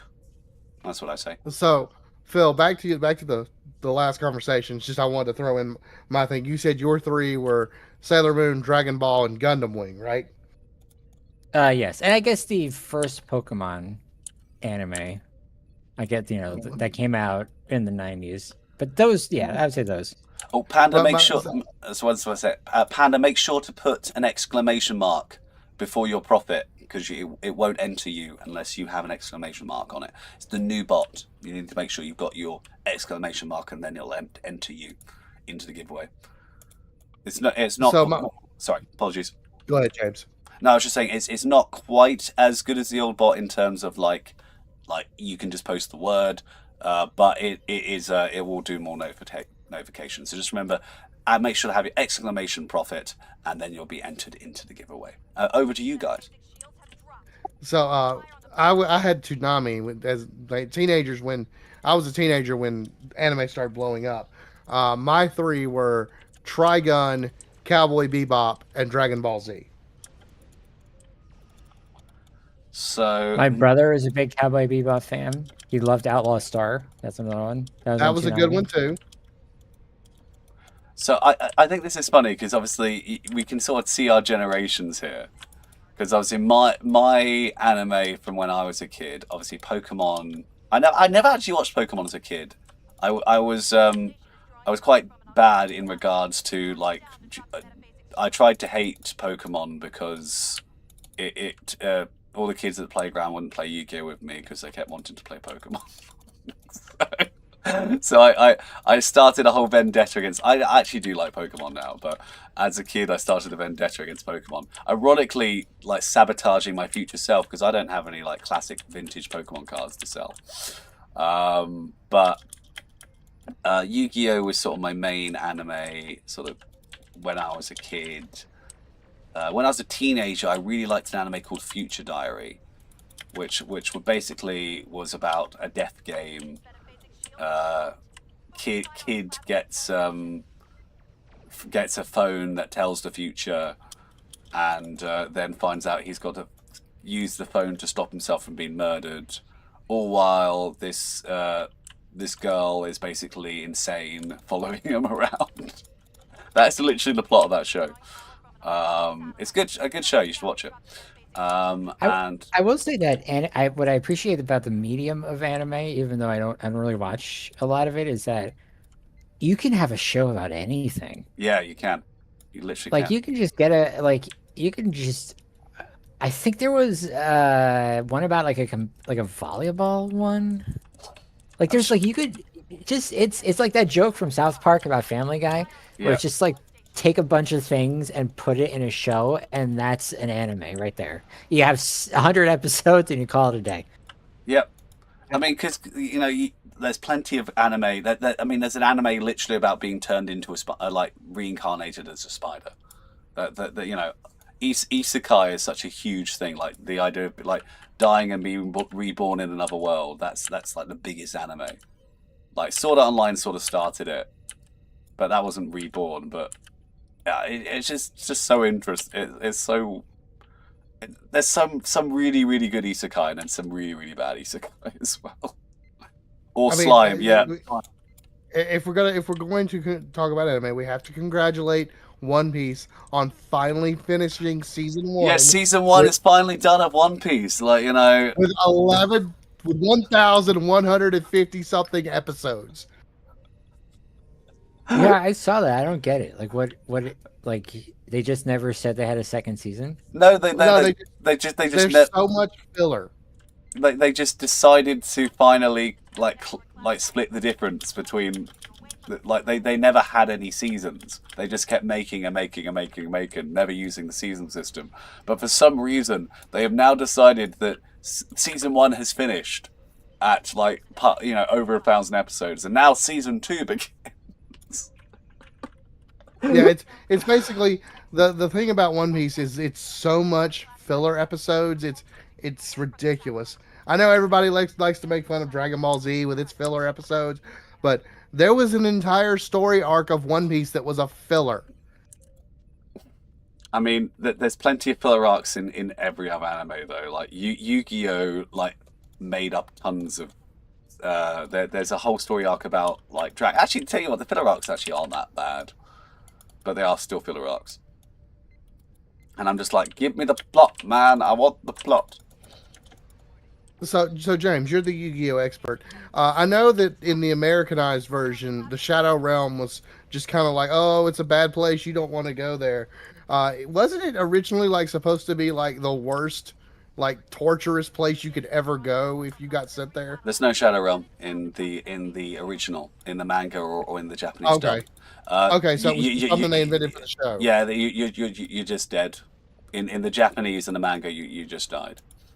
There's no coming back. There's no going to Shadow Realm. You Okay, just so like, that explains why we can't kill characters, so we'll just send them to the Shadow Realm. yeah, and that's sort of what leads to a lot of problems because like characters are supposed to be like Pegasus is supposed to die, which leads to like a whole there's a whole plot in the manga where like Pegasus's adopted son comes after people seeking vengeance for his father's death. But they couldn't make that into an anime because in the anime, Pegasus isn't dead. He comes back from the Shadow Realm at the end, doesn't he? Oh, that's wild. So they couldn't make the manga into a show because the guy is alive. So it doesn't make any sense for the guy to come and be like, I need vengeance for my father's death. Your father's not dead, mate. Your father's fine. What is in Japan? What is the target audience for manga? Because who made the comment earlier, like about it? They all are dark. Like, why would you read this? Obviously, there are non-dark ones. Like for example, Sarah's been buying the Animal Crossing manga, which is just. Remember, there's so many different like the ones that come over to the West tend to be like a certain ilk of anime, but there's so much more out there. Like I said, there's slice of life where you literally the story is just about a girlfriend and boyfriend getting married or living their life normally. Like what's popular in Japan right now is like just living a normal, slightly happy life is the popular thing. Like nothing special about it. Like just people being happy is what's popular because you've got like a loneliness epidemic over there, and things like that. So people just want something to, they just want escapism, and escapism is just a nice, happy life. And it's like, oh, that's really sad. Oh yeah, totally fair. So like. Go ahead, James. No, you go. I was gonna say one of the funny things talking about the censorship was in Dragon Ball, characters were fed sensu beans because they got knocked out or they were almost dead but not really dead. And then you go and you actually read the manga or watch the Japanese version and you find out that basically sensu beans brought people back to life because they were dead. Yes, this person has been murdered. We have a health pack. Don't worry, it's fine. No, they weren't really dead. Gohan gets kicked by Raccoon. It breaks his neck and kills him. And Goku's just like, oh, here, have a sensu bean. Up, and Gohan comes back from the dead. Do you want to hear something that's really bad? There's a whole season of Yu-Gi-Oh that was never made into an anime. That was never dubbed into English because it's too dark. I believe it. Now you have my interest. So it's I Wait, is it safe for stream? No, it's safe for stream. It's not like adult content or anything. Like it was written for teenagers in Japan, so it's totally fine. Essentially, what happens is in season 0, it's what it's called. It's basically the first couple of chapters of the manga before the Yu-Gi-Oh card game sort of shows up. And the reason it was never dubbed, 2 reasons. Yu-Gi-Oh! The card game sort of got created in sort of the later chapters of the manga. People loved that arc so much that they were like, you know what, we're just going to rewrite the show, and it's going to focus solely on this card game. But these first couple of chapters, you've got things going on like Yugi, like physically murders someone with not the Yu-Gi-Oh cards, but just with a standard card deck. Basically, like, he makes a rope with cards, and it's like, if you draw the wrong card, you're going to fall to your death. Oh, you fell to your death. And then another one, this guy is, like, attacking Yugi and his friends at, like a McDonald's or something, and, like, takes Taya hostage. So Yugi outright challenges him to a game of wits, where you basically have... long story short, he ends up burning the guy alive. It's not nice at all. Wait a minute. You cannot go from he challenged him to a battle of wits to burned him alive. Yes, so basically he was like, the guy had a gun in his hand, pointed at Yugi, and basically he was holding Taya hostage, and he had a cigarette, and he said, light my cigarette. And so he's like, choose a finger. Okay, I choose my thumb, and the guy's like, I choose my trigger finger. What are you gonna do now, kid? And it's like, you care to light my cigarette? So he's like, okay. So he goes over with the lighter for the cigarette because that's the thumb he's chosen, and then he's the guy spilt his vodka on his hand, and then Yuki just drops the flame on him, and yeah, that's literally what happens. You can, So, yeah. Jody Weaver, is that a Seinfeld reference? I don't know, maybe. I think it is. You just can't yada yada that part. As I say, like that's a big part. Yeah, you just can't dub it. Like, how do you explain that? Oh, he didn't really. No, nothing bad happened. He just went away. That's fine. He's totally fine. Don't worry. When about it. he went to the Shadow Realm, Yeah, it looked like fire. it looked like no, It's just it was a shadow realm. Don't worry about it. It's totally fine. Don't even worry yourself.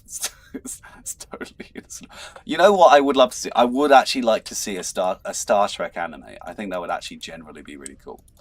We did. It was called Star Trek: The Animated Series. And Star Trek Lower Decks. No, what I mean by that is I'd like to see, like, I don't know, like a genuine, like, Japanese anime, maybe focusing on Sulu or something. I think that'd be really cool. Or a brand new character. I think that'd be so cool. Star Chaser says there is a Star Trek manga.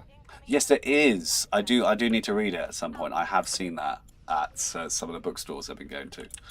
So I do want to pick that up at some point. The Enterprise turns into no, we can't be. We're not going to make it a Gundam. I generally just want, if they were going to do it, I'd want it to be like a slice of life on a ship. Sulu doing the fan dance. Yes, that would be amazing. Mares changed me. Oh my. Ooh. Oh my. Oh my. Oh, I do love George Takei. I love the fact that I actually got to meet George Takei and, like, you know, and talk to him about acting. That was so cool. I told you. Oh no, you guys. Go ahead. No, you go. You go first. You go first, Phil. No, I also have a meeting George Takei story. But you tell us your story first. I'll tell you why in a sec. So at the 50th Star Trek anniversary convention in Vegas, my dad and I got a picture with him on the bridge of the Enterprise. Oh, and that's so cool. This is not the story, but this leads into the story. But when we were there, my dad's like, "How you doing, George?" And he's like, "Good." And I said, "Yeah, do you like being here?" And I meant at the convention, but I think he thought I was saying like on the bridge. And he's like, "Yeah, it reminds you of my TV days." It was very casual, but his husband, whose name I'm totally blanking on now. So we are at the Bellagio going to dinner at this. Oh, Brad, yes. So we're going at the Bellagio, going to this Chinese place, and who literally stumbles out because they are 3 sheets to the wind wasted is Brad and George. Oh my god, that's amazing. And so Brad comes out, and I'm like, "Oh, hey, Brad, what's going on, man?" And he's like, he looks at me, he's like, are you coming into this restaurant? And he's like pointing kind of there. I'm like, "Yeah." And he's like, "This place is great, man." And he's like tapping my shoulder. And then George, and he's like, "Come on, George." George is just like stumbling, and he waves and he says hello. And so they leave. And my wife, who's still brand new to Star Trek at that point, she's like, "Who is that?" And I'm like, "Oh, that's George." You know, we took a picture of him.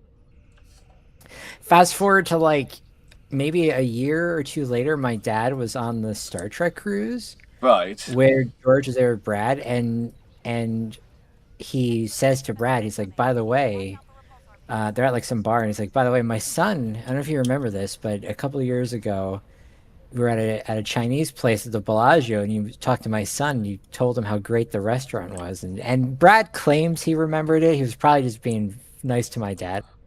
Aww. But it was just a real funny story, just seeing. And George like said, I don't think he said anything to us walking out of that Chinese. Not that he was being rude. Again, he was just super drunk. But they were both very nice, very nice. So my story isn't as cool as your story, but basically I went to see George Takei was doing a show in the West End. It was actually a habit on my. Here it is, right here. It's called Allegiance, and he did it over in Broadway as well. Here it is, Allegiance. I have it on DVD. I need to open up the DVD and watch it. But I saw the live show. That's why I haven't opened up, because I have seen the show. But essentially, it was a retelling of a story about him basically being in the camps when he was a kid. It's a really good show. I do like it. So if you have a chance, look up, go watch Allegiance. But long story short, he did a day where he invited Star Trek fans to come see the show. And of course, that day sold out completely, because he did a Q&A afterwards as well. About what it was like. So I was like, I asked a question basically being like what was it like to transfer from stage to screen? From screen to stage, other way around. Obviously, because he sings in it, and I was like, ask him about that, and he was, quite, he answered my question and was sort of like, oh, it was a bit different for me, but it was really fun. And then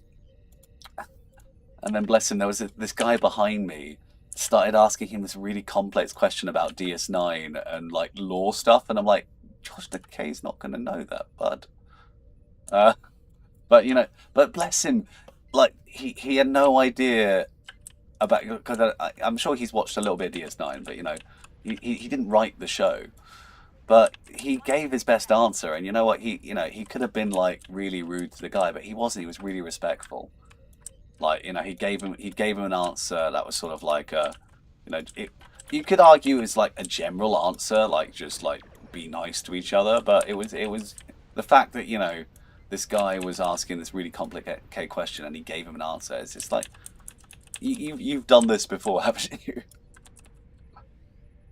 Oh, that's really nice. No, it's good that they because you go to those conventions and I mean, I don't know. I don't want to put anyone down, but like someone's gonna ask a question and it's like, oh boy. Actually, the convention I go to here locally puts on the screen like question guidelines, like nothing personal, like try to keep it short, don't ask for a favor, and like every panel, someone always breaks that rule, like one of those rules. But they've been really like kind of regulating it a little more, at least near me. Oh, you bumped into Tim Russ at a store in STLV on accident. Felt so bad afterwards. Oh, bless. Tim Russ is at a different Star Trek convention. I've only been to 2 at Vegas. The other one I went to, I was walking down the hall with, and I looked to my right, and there's Connor Trunier. And this is when Stargate Atlantis was still on, and I'm like, hey, I want to say I just love you on Stargate Atlantis. He's like, oh, thanks.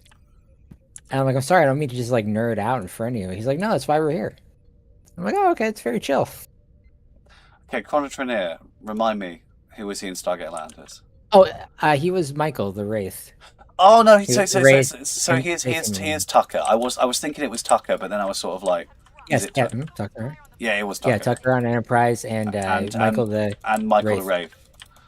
That was which I guess. Sorry, he was only supposed to be a one-off, but they liked him so much they brought him back as a recurring role. He was a good bad guy though. He was great. Great. I liked him as a bad guy. He's a good goodie and he's a good bad guy. He's a good actor in general. They also got the cast of Serenity as well. Stargate Atlantis did. With Jules Stady and yeah. She was really good in the Stargate Atlantis. I loved her and Rodney getting together. That was like sort of my favorite. Like, because she was really good for Rodney in a way. Like you wanted Rodney to like find love in the end, really. Like, because absolutely. Rodney was my favorite character. I still say it. Like David Hewlett is like he actually does a lot of live streams. David Hewlett does, and you can. I follow him. I do. I bought some of his merch. He's very cool. Not to turn this into a Stargate podcast, but like they should have put Shepard and Kayla together, and like that was like right there. And actually, I read later that MGM, for some reason, doesn't always like relationships in their properties. No, they don't. So, like, you know, if you look at SG1, Sam and O'Neill, like they were set up to be together.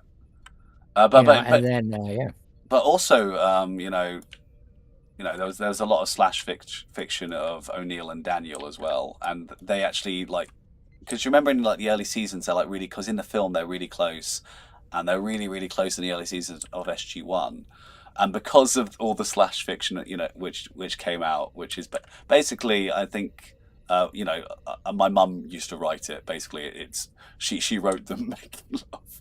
I found my mum's fan fiction stuff. It's a whole thing. I'm not going to tell it here. But, oh jeez, okay. That sounds traumatizing. But it was rather traumatizing. Anyway, long story short, she published it. She was happy for people to know about it, which I suppose good on her. But anyway, so because of all that, the fandom doing things like that, they actually like made them very much separate. Like you'll notice how Daniels and they sort of stopped being that really close friendship from the really early stuff, and they just sort of have the comedy bants between the two of them. Is that why that was? Because it's you. I absolutely recognize that how in later seasons, especially after he came back, it was not the same dynamic anymore. No, it's because of that. It's because of people like my mother. Well, at least you admit it. Yeah, at least I admit it. At least I throw her under the bus. But no, actually, to be fair, some of my mum's fanfic, because she really likes Supernatural, so a lot of her fan fictions are actually really good. Like I will admit, though she has on the occasion written some dodgy ones. And it's always like. Everyone says Jack and Sam. It should have been Sam and Daniel. They should have just like it should have been Harry and Hermione. Like I don't know why Hermione's getting with Ron. Like what a waste of characters. I don't mean to go on a diatribe of fictional relationships. I feel like but you know what? At least we got Beverly and Picard. We got Beverly. That was resolved. I'm happy about that. Like, look, if we're gonna get on Harry Potter, my opinion is Harry should have died and stayed dead in the last book. I think it would have been more impactful if he had died and stayed dead. It was. I'd like to add, it is a kid's book. Yeah, and he's the boy who lived. Yeah, but it's not the boy who lived twice. He's not the boy who lived. He's the boy who will die eventually in the story. But yeah, like speaking of, this whole time we've not spoken about the big, huge Star Trek news that Starfleet Academy is about to come out. Anyone got any thoughts on Starfleet Academy? Like, are you looking forward to watching it? Are you going to watch it? Are you not going to watch it? Because it's coming out on Thursday, is it? Or is it Wednesday? Thursday. Okay. I'm going to give it a shot. Oh, same. I won't be able to watch it Thursday. It's my wife's birthday, but I'll watch it. I'll give it a shot. Why not? What I don't like is that a lot of newspapers have sort of already had the first 2 episodes, and they've just been really negative about it. And I'm just like, please, I don't like it when they give like news agencies like early access, if that makes sense, because they sort of like they'll just say something and just be like, oh, it's terrible. Oh, why is it so bad? And I'm just like, you're supposed to be telling me, like, I don't want spoilers, but I also don't want you to tell me it's terrible, So I'm hyped. Yeah, I'm hyped because I don't know. What do you think?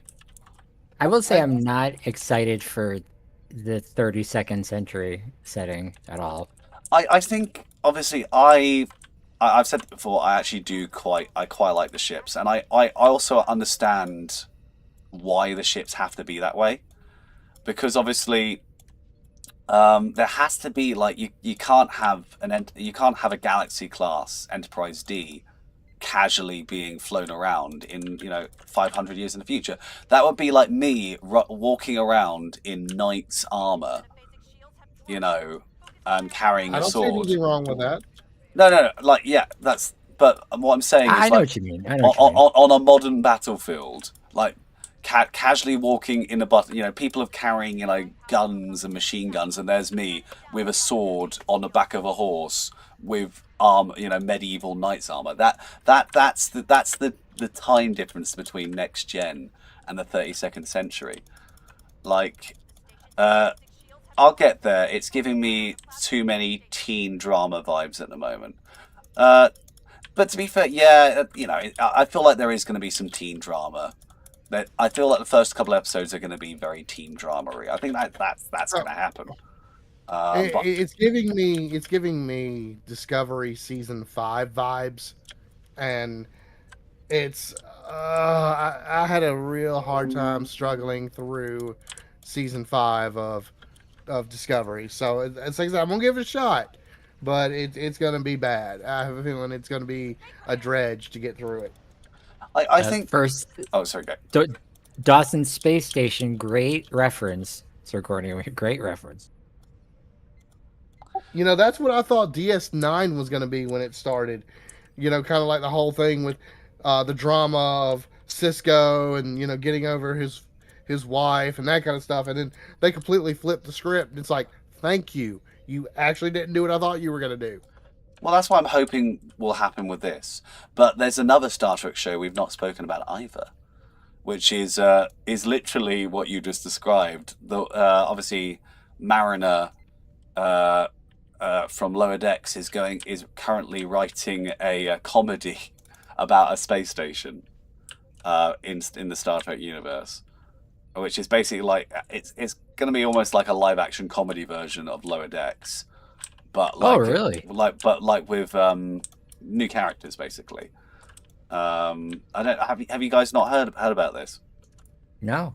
Yeah. I heard she was writing something. I hadn't gotten all the details about it. Well, she's written a few episodes of Academy, so that's why I'm actually more hopeful for Academy, because I trust her. I trust her writing. She's very good. But she's gone to write this. It's not Starbase 80, unfortunately. No, it's not Starbase 80. It's basically a spoof of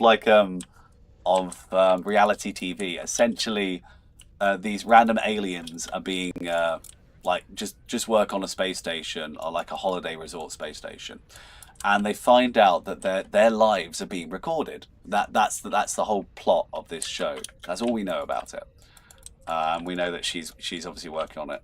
And I love this bot. It's just constantly putting reminders about a giveaway. That's great. I like that. Yes, make sure to enter, guys, because I'm going to be announcing the winner pretty soon.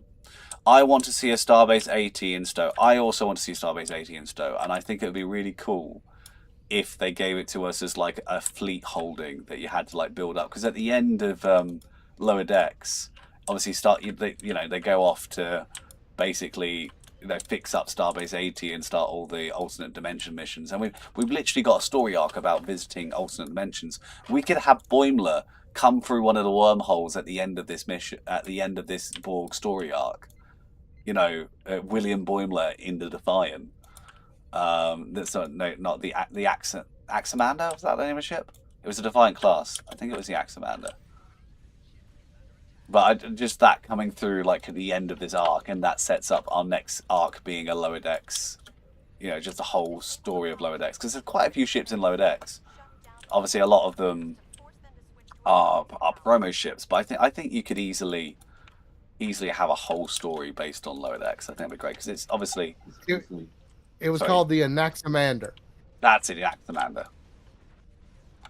How can you review a show for a second season before it comes out? The problem is, I'm gonna be honest. They're gonna renew it for 5 seasons.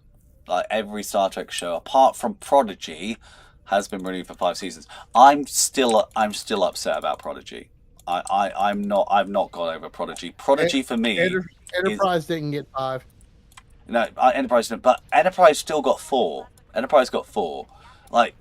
Prodigy only got 2. It got 1 less season than TOS did. I just think they went on and on about how excited they were about making Star Trek Prodigy. Do you remember? And a lot of people weren't sure about it. And then it came out and it was actually good. They actually did something really good. And then they sort of just let it die for no reason. I don't know what it was. I don't know if like CBS was sort of like, actually no, it's sorry, Paramount were just sort of like, or Well, maybe originally it was going to be on Nickelodeon. yeah. Then they changed their minds and went streaming only, which, in my opinion, hurt it. And then it was just like they kind of gave up on it before it even started. They did, and then obviously we fought really hard and got it season. We got not got it season 2. We got to see it season 2. It season 2 was ready. They just weren't sure where they were going to put it because they sort of like they'd ordered it, paid for it, and they were like not showing it. And I'm just like, why do this? So Netflix saved it, but Netflix only had the license until this Christmas, so you can't watch it anywhere unless you buy the DVD.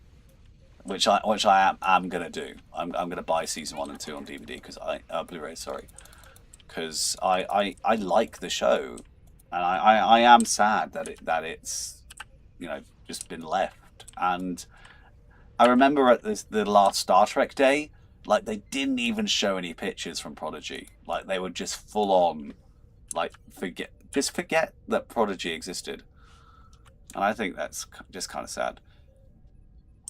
Like But to be honest, I don't have Netflix, so I never saw season 2. I saw season 1. It was good. It was a lot better than I was expecting it to be. But I never got to see what happened with season 2. Season 2 is incredible. Like literally, it made it just obviously season 1 was very much like it starts very Star Warsy, and then as the show goes through it you sort of see they learn about the Federation and but season 2 is and then at the end of season 1, of course, Janeway finds them, and then we get that cool battle sequence, and then they go to Starfleet Academy. But season 2 is just like you get things like the search for Chakotay. We get to see the Voyager A. We get to see all the timey-wimey storylines, sort of that was sort of set up in season 1, get their payoffs, and it's just we get I mean, arguably, the story does end in a nice way. It ends in a way that there's a slight cliffhanger, like we could get other seasons, but there's not really a cliffhanger. It's very much a round story, and it ends actually with the attack on Mars, and that's not a spoiler. That's just like that's the time it ends. That's where the attack on Mars happens, and obviously before Picard, the Federation sort of goes like quite angry, rigid, and it's sort of like it's the space between Lower Decks and Picard. Essentially, it fills that timeline, which is really really good, and like I honestly think people would really really love it. It's got obviously a lot of cast returning from Voyager and cast returning from other shows as well. It's so good. I was also surprised by how I like both of them. Yeah, they were just such good shows, and it does upset me that they just sort of let it die because I don't know. I don't know what I'm saying, but like there's a lot of good treks. So what basically what I'm saying now is like I'm gonna watch Starfleet Academy. There are going to be lots of people that hate it. I may not like it, but I think what's amazing about Star Trek is that just because you don't like something doesn't mean it's it's bad. It's not your cup of tea, and I think I really like people to start to say that more. Just like it, I didn't like it that much. It wasn't my cup of tea, rather than people going out and saying things are terrible. Like because I know for a fact that I didn't like the Halo TV show. I'm a huge Halo fan. I didn't like the Halo TV show. But my dad loves the Halo TV show, but he's not a Halo fan.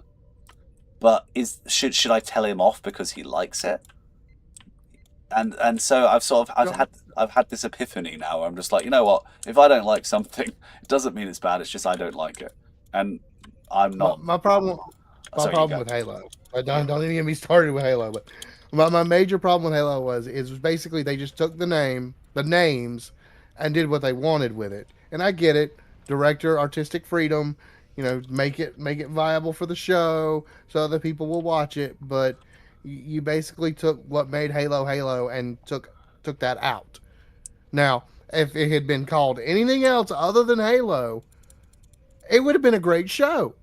But the fact that you called it Halo is the fact that I had the problem with it. Who was it that told me it was actually originally supposed to be Mass Effect?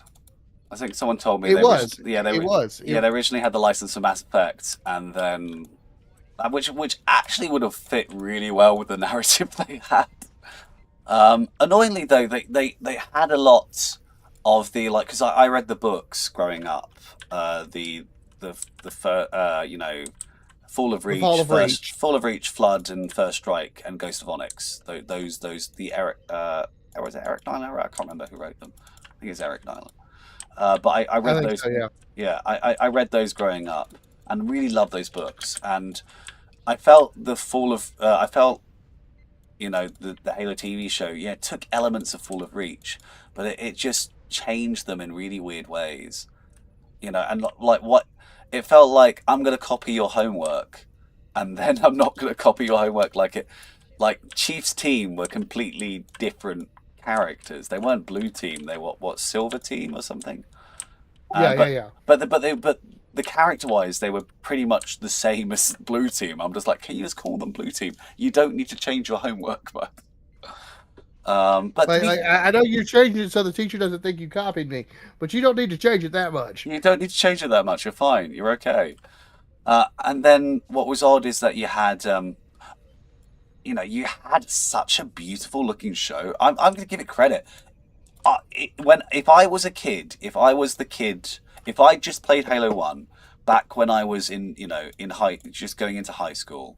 In fact, I was in primary school when I first played Halo 1. Because it was, you know, obviously 2001. You know, I shouldn't have been playing it, but I did. If that show had come out when I was, you know, in primary school, I'm not going to lie, I would love it. I would have loved it as a kid. I know what I was like as a kid. I would have loved it. But as an adult, the problem is when you've got such an old, iconic thing that's got legacy content with legacy lore, as soon as you try and make something that's sort of modern and it's basically a reboot, the people that were originally fans of it, that grew up with the thing, are not going to like it. And that's the issue, because I understand, I obviously I work in education. I know for a solid fact that there are plenty of kids that don't like what I like, you know, because I'm getting old. I'm almost 30, and I know that I've got friends, you know, I work in care homes that, you know, that don't like the things I like, but they're still nice people. Doesn't stop them from being nice people. And I think I've just got. I was say that's the major problem with the other Star franchise is they come out with product now and it changes what the people growing up the 90s and the 80s knew, and they're mad because that's not what I grew up with. And it's tricky. Night, teacher. Night. I think a few things. One, if COVID taught us anything, is that anything can be taken away in a moment. And as much as there's a lot of Star Trek now, I think people should not complain that the fact that it exists, because it could easily just go away tomorrow. It could. And Star Trek could be over. And by doing new shows, I mean, if it wasn't for Discovery, you wouldn't have gotten Strange New Worlds. And something might happen in X show to create Y show. But I think the flip side is that I think when people don't like things, there's a certain subsection of fans that are like, well, you're just being a hater, you know, because it goes both ways. Like, if you like something, people say you're just kowtowing, and then if you don't like it, you're a hater. But I think you have some legitimate criticisms about things that should be addressed. Yeah, no, I get and it. It's not a fact that you're just trying to hate on something. I watched Discovery. I did not like Discovery. I like season 2 of Discovery. I don't like the time jump. I watched season 3 and 4, and I'm like, ugh. And then season 5, I didn't even finish. I was just like super whatever about it. But because I thought it had its share of problems. But so does everything. So does everything. Yeah, and I'm down for trying. Because like I said, I do quite like the 32nd century ships. I think for me it was nice to to go past the temporal war, like knowing that there was an end to the temporal war. I think from that perspective, I like that. I didn't like the resolution to the burn, finding out, it was just a kid, but there's plenty of things. Anyway, we're actually over time. We've been talking I'm so very much. tired. Right, I'm going to close entries for our last giveaway, and it's going to pick a winner. There you go. Templar was the winner there. There you go, bud. You have won yourself Congratulations. a Marauder. Congratulations. Right, let's end this show, shall we? So let's go over here. So I hereby conclude the session of the Priority One Armada Council of Economic Advisors and episode 376 of Priority One Armada livestream. Before we go, I want to give you some free samples of next week's session, but we don't give free samples. I'm joking. Kat will be in the captain's chair hosting the show with Ken and Nova. As with every show, they'll be talking about the latest business in Star Trek Online and the Priority One Armada. Plus, they'll be patterning up with you for a very, very, very limited partnership in another adventure zone, because the riskier the road, after all, the greater the profit. I'm not going to try to do the mimic of this line. A wise Ferengi can hear profit in the wind. There you go. Or Good. thank you. Or in the Priority One Armada chat by typing in the in-game chat box /channel_join space Priority One, all one word, and then hit the enter key. The Priority One Armada has multiple KDF and Federation fleets, all of which have a profitable opportunity for you. Yes, you. Learn more at PriorityOneArmada.com. Fantastic. Okay, important note. We have a merch store. Go check out our Armada Thing goodies, from t-shirts to towels, cups and caps. Even pillows can be yours if you follow the link on our website or Twitch page. Support the Ferengi economy. This episode of Priority One Armada Live is brought to you by our community patrons through patreon.com. Sincerely, thank you everyone who has subscribed and support us on Patreon. Find out about the thank you packages we offer for each tier and add your support at patreon.com/PriorityOneArmada. It is your support that keeps us going. And speaking of patron supporters, a special thank you to Wada Coyote, Sayar, Teacher Guy, Amagen, Gojira, and Hyper Hydra.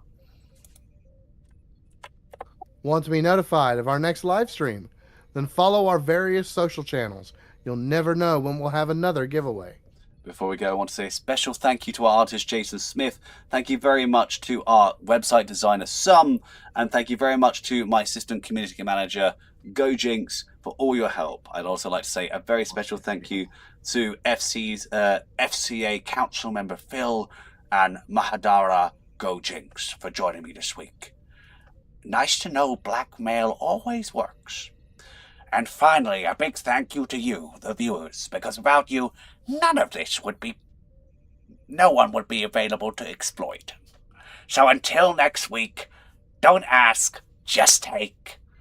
And may the blessed Exchequer always find you good profits.